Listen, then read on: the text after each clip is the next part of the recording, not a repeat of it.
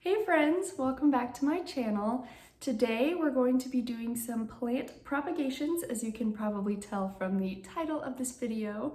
I noticed the other day, above me you can see I have, well, you might not be able to tell what it is, but I have some propagation things, like different things that are meant to hold plant propagations. And then I have a couple little bottles like this, and usually I have a couple propagations rocking in those over time, but I noticed I don't have anything going in those right now. So it's perfect time because, spring is coming up in a couple months and that's a good time to replant some stuff. So why not cut some propagations today? And I have some plants that I've actually never tried propagating before.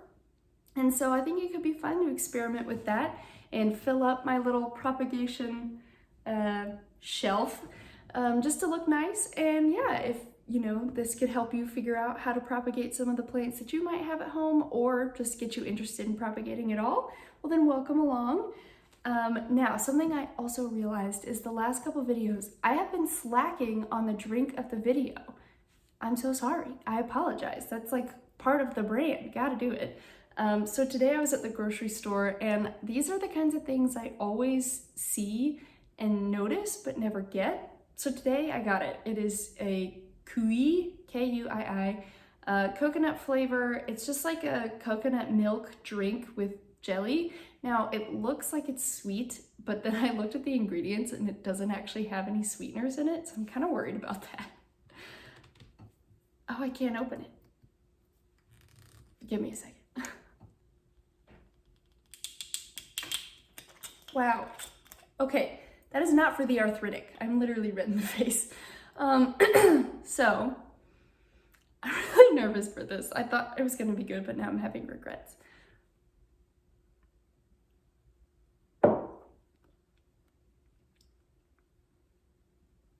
So there's little jellies in it.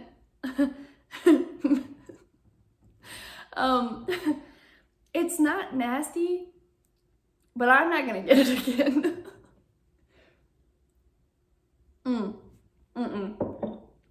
The texture of the little jellies in it, in boba, I don't mind, but in that, and it does just kind of taste like coconut milk. I'm gonna see if my husband wants to finish the rest of this. Well, after first impressions, this is probably not for me, but it's a glass bottle, so I might later, after I volunteer my husband to finish this for me, use the bottle for propagations. So that's fun. But moving on. All these plants behind me, I'm going to propagate today and fill these types of little things with them. And yeah, so let's get right into it. So before I actually get into cutting the propagations and putting them in water, I do want to share with you two plants that I have that you actually don't need water to propagate.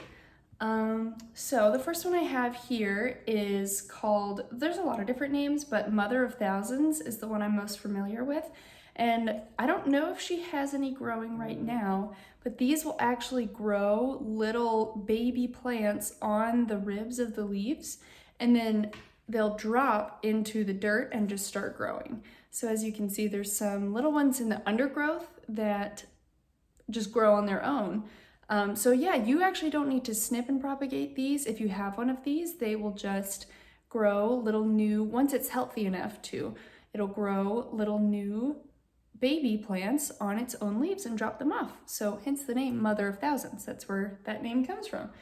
And then another plant that I got recently, it was gifted to me, is an African violet. And now there are no flowers on it right now just because it's the winter time, but these are so easy to propagate. You don't need water. You can literally snap one of the leaves off and just stick it directly into dirt and a new plant will come right up.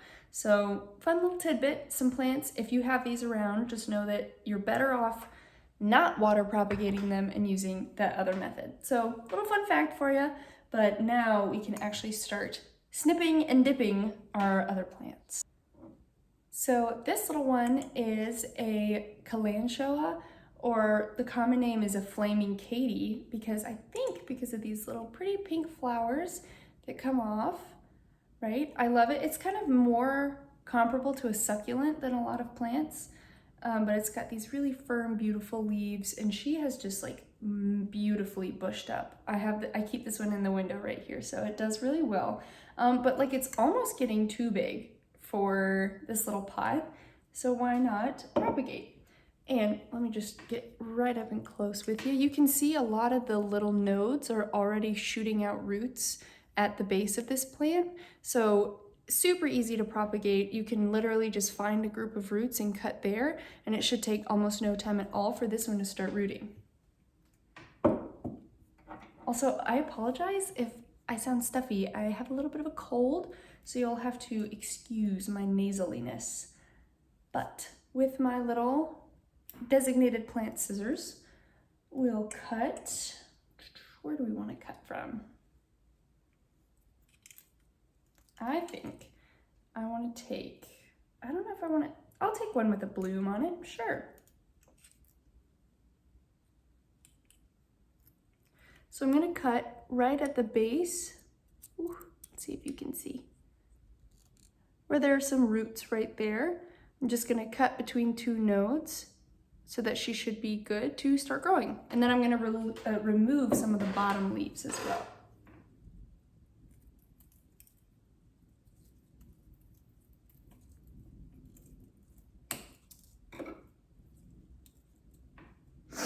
So a lot of like the crispy ones at the bottom do dry out. I also have this one planted in a mug with some rocks and water, so not soil. So that might explain why some of these lower leaves are getting dry and dying, but it does not mean she's not healthy. So there's our cutting. And some of the lower leaves aren't looking their best, so we're just gonna pluck those off. And it's always good, no matter what kind of plant you're propagating, to pluck off the bottommost leaves, because you want the plant to be able to go deep enough in water without the leaves being submerged, because then that could create some rot, and you don't want that. And also, there's a fine line between too many and too few leaves on a propagation. If there's too many, then the plant's having to put too much energy into keeping those leaves alive that it's not generating its own roots. But if there's too few, it's not going to get the sun soaking up in it. So, fine line to ride. This is a great amount. And ultimately, we might snip the blooms off after they've kind of gone their course so that the plant can just focus fully on making some new roots. And I think this one would go beautifully in here. Don't you? I think I got this at the Goodwill. I love collecting little glass things to put propagations in, whether it be stuff from the thrift store. I have way too many plants on this table. Whether it be from the thrift store or just upcycling old drink bottles. I love putting propagations in them because I just think a collection of little glass trinkets full of plants is some of the easiest decor you can do for your house. I've been using Brita water for all my plants lately. Not that this is anything you have to do at all, but the water where I live is just really hard and it scales up and it makes the top layer of the dirt of all my plants super crunchy. So I didn't want that. So I've been using Brita water. I overfilled this one. I'm gonna dump some out. All right, and you can see the little node with the roots, but there's enough room for it to go down in here without the leaves being submerged. I think it needs a little more water in it, and then we can go to the next propagation.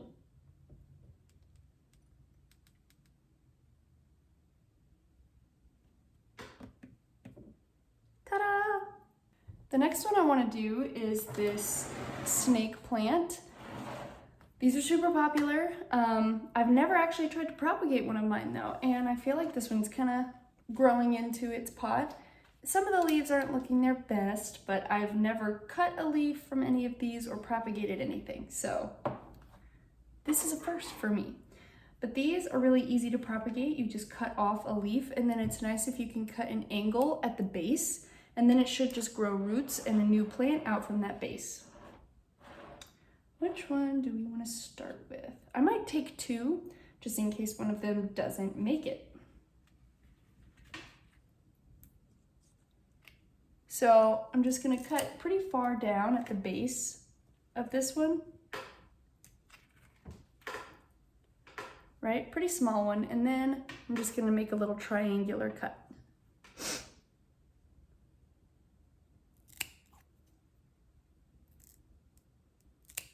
See, like that? Boop. And now I'm just gonna place that directly into the water. I'm gonna take another one before we wrap it up. But yeah, I'm usually propagating so many plants at once that it felt weird to not have anything going. This one is calling my name.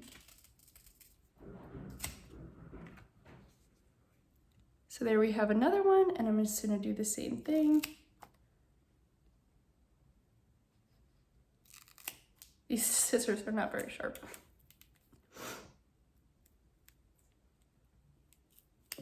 Okay, so little triangular cut right there. And for these, I'm gonna put them in this. Now this is an old yogurt container, and I had a friend either knit or crochet, I can't tell, this little basket for it. So it's the cutest thing ever. We love upcycling, reusing things.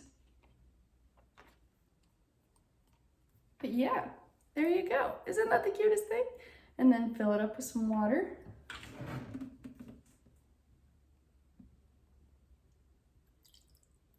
Not too much. You don't want it to fill up too high.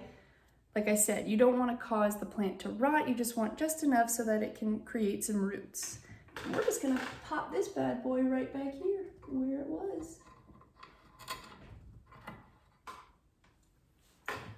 Very nice. So just to show you where I cut it from, you can see that one right there, and there's still new growth coming, so it's not going to impede the growth of the plant in any way. And yeah, I took both of them from this same little plant because it's kind of the fastest growing, healthiest one I have.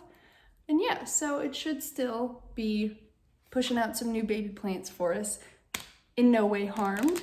But we do have some new growth that we can maybe turn into a new baby plant come springtime. Next up, we have this Dendrobium Birkin. This one is really big. I've also never propagated it since I've got it, so it has just been growing and filling out the space that it has. But I think, why not propagate it? I think another reason why I'm wanting to propagate is because I'm manifesting spring coming sooner. I'm very, very tired of winter, and I'm very happy that we're finally having a sunny day here, but it feels like it's been ages since we've had a remotely sunny day. So I'm just trying to find a good exposed node, and nodes are areas where those tiny little brown spots poke out, and there's a break between the leaf growing, and that's a good place to propagate from because then the roots grow out of those nodes. So like there's one right here. Okay, so I am gonna take from that spot right there, and I'm just gonna cut between a couple leaves. And you are gonna have to take off some of those bottom leaves. That one fell right off. So that you're left with an exposed node, and this one has a new leaf coming out of it right here. And these, it's so hard to not try to pull it out, but a lot of times if you do that, it will end up damaging the new leaf. I've fallen victim to that so many times. But yeah, this is such a healthy, cute little sprig, and I think it'll do very nicely in one of these orbs. I think these were a gift. I don't remember where they're from originally, but Etsy has lots of little things like these, and I love them. I think they're so aesthetically pleasing, but they're also functional because the bars kind of hold the plant in place, which I love. And yes, many propagations have gone through these things. I've actually paid for very few of the plants that I own. A lot of them come from propagations gifted to me by other people, or taking a plant that I have and turning it into more plants. So I've been fortunate. I have only bought a handful of the plants that I have. If I had bought them all, I'd probably be not great financially. So some more Brita water in the orb. I always feel like Galadriel in that scene in The Fellowship of the Ring where she's like pouring the thing into the pool whenever I pour water into propagations. I don't know. If you're a Lord of the Rings fan, you understand that. And then before I move on to the next couple plants, a pro tip for propagating is if you have a plant that you're propagating and you want it to root quickly, a thing you can do to make it root faster is to propagate a pothos in there with it. I don't know why, I don't know the science behind it, but I've heard many plant people say that when they put a pothos in their propagation water with another plant, it roots much faster. So I am going to take a couple cuttings from this one up here and stick them in with all the propagations that I make. Pothos are incredibly easy to propagate. I took propagations from one pothos plant and turned it into over 100 individual plants and gave them out as wedding favors at my wedding. It was a really sweet idea. I think a lot of people really loved it and they still have theirs and it's still growing. I joke with them that if their plant ever dies, that if me and my husband ever split up, that's gonna be why. No, all jokes, but these are really easy and fun to propagate. They root very quickly and they're just like the easiest plant ever to take care of. So they really pay their own rent in how easy they are to take care of. So I'm gonna just cut a big strand off and then cut that one up into smaller pieces.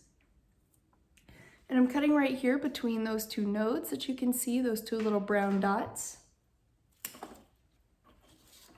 And you want to leave enough room after the node for there to be some dirt and you know, for once you plant it, but water as well for when you propagate it. Like you don't want to cut right up to the node. You want to leave some room.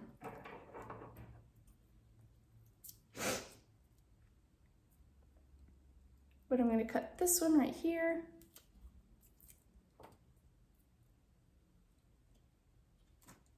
Another one there. And another one between these two.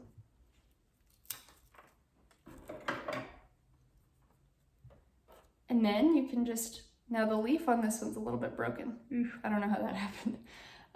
But you can just take your pothos propagation and pop it right on in with your other propagation, and it helps it grow a little faster. Okay, now I have 2 more plants that I want to propagate before I call it a day. Don't want to go on too much of a chopping spree in case things go south. No, I'm just kidding. But the ones I have, one of them I've never propagated before. The other one I actually have many times, and that's the only reason it's still alive is because I propagated it just in time to save it from root rot and then let new roots grow, replanted it. It's a big process of becoming a plant parent, is going through that, okay, I've killed it, can I keep it? And can I make it, you know, survive afterwards? So we'll start with that one. This is a Moringa prayer plant. It's very beautiful, bushy, and healthy. It was not always that way. So I would definitely recommend, if you ever find that your plant is starting to look really not good, find as many healthy parts of it as you can, chop them and prop them. That would be absolutely my recommendation. But this one's healthy, but you know, maybe we can take advantage of that health and try to make ourselves a new plant with it. So with these, you propagate, once again, at nodes. I'm seeing a theme. And so that's places like, let's see if I can show you. Places like, there you go, right there, where you can see a little brown spot and there's a little break between new leaves stemming, and that's right where I'm going to take it from.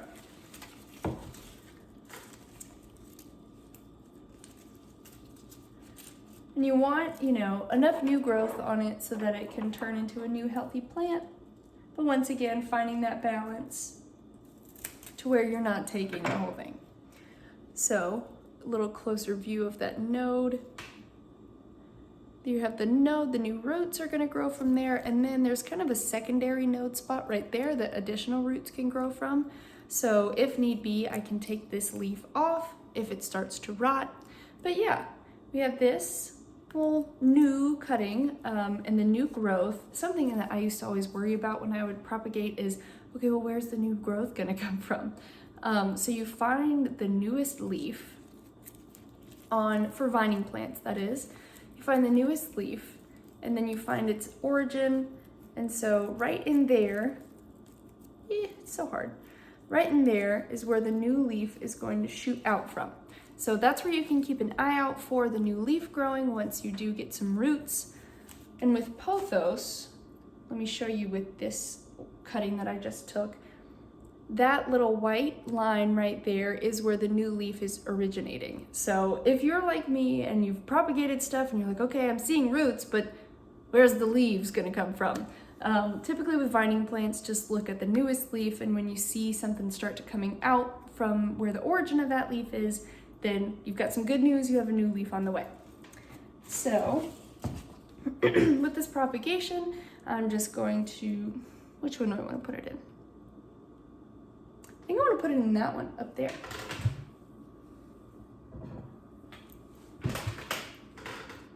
I think this is so pretty. It's a little upside down light bulb. Well, I guess depending on the light fixture, it would be the correct way to hang it. But yeah, this little light bulb screwed into this stand. I think it's so cute. This was a Christmas gift to me this past Christmas.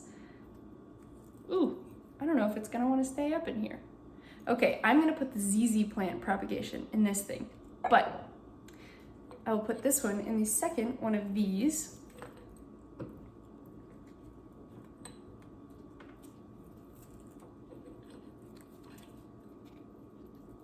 And I just like to put it in and get it situated, and then slide the little bar through the plant so it kind of holds it in place. Like that.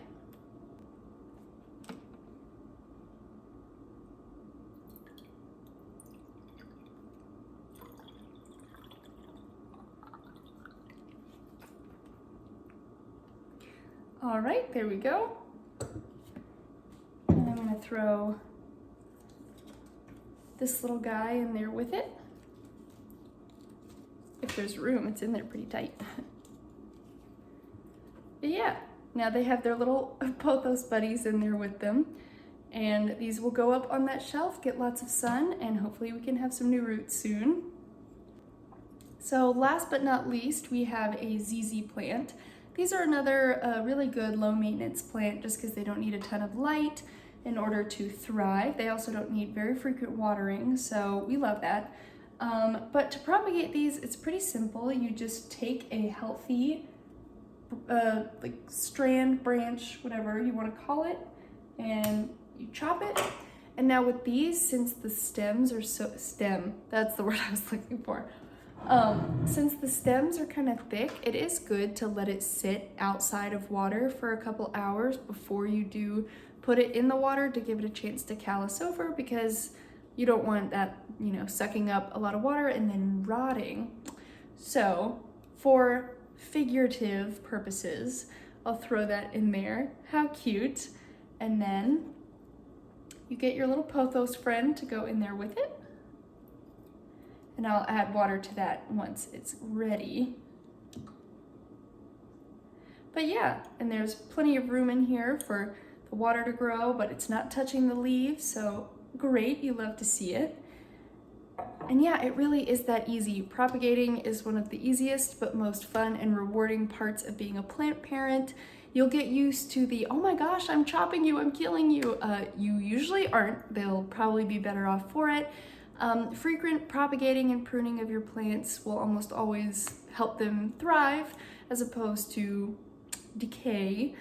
So yeah, I hope that this encouraged you to do your props before spring. If these all bloom into happy little new propagations, I might do a video of planting them into soil when that time comes. But yeah, I'll do a quick display of all of them once I get them back up on the shelf, and then I will see you later. So here we have all of our freshly propagated plants set up. I think this looks so sweet. And like I said, this is one of my favorite ways to decorate. It's so seamless, but you know, it fills a space. So dual purpose for decoration and for new plants. But yeah, they all have their little Pothos friends in there with them. And yeah, if they end up thriving and surviving, I'll check up with y'all on how they turn out. But I'll see you later. Bye.